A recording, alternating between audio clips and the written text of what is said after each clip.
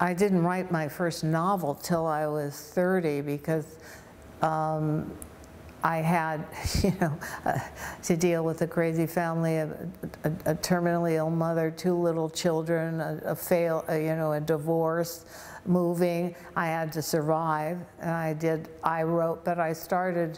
published my first poem actually in a literary journal and got paid for it when I was 19.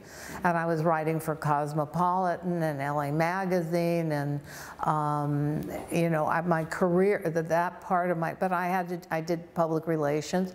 I was writing and writing and writing, getting ready to write a novel. A young, hot, young writer on the West Coast, so whenever they would need a story sort of set there, I mean, I did the first article on a transsexual, and for Cosmo, and she'd been a Playboy playmate. In fact, I did the first novel, and the only serious novel that's ever been done on a transgender and a sex change person.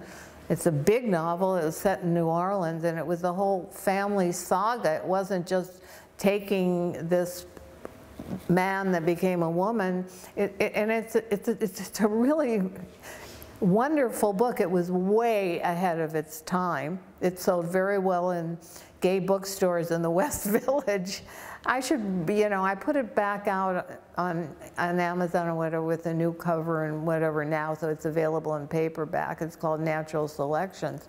But nobody even heard of these things really then. So I was writing, but what it takes to write a novel, well, you have to have the emotional, and you have to have the time and the energy to sit in front of, make up a world that doesn't exist, and discipline yourself every day that you're going to run in front of that train to make it happen. So that was the first time I had even close to the luxury of actually writing a novel.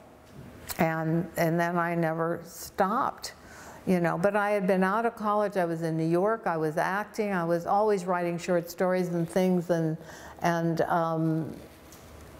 I still felt like I had a lot of time, and then all of a sudden I thought maybe I don't, So everybody's process is different. I mean, there are writers that have become extremely successful. They never wrote until they were 50, or never, they were probably writing, but they weren't publishing. So I don't think there's one path for anybody.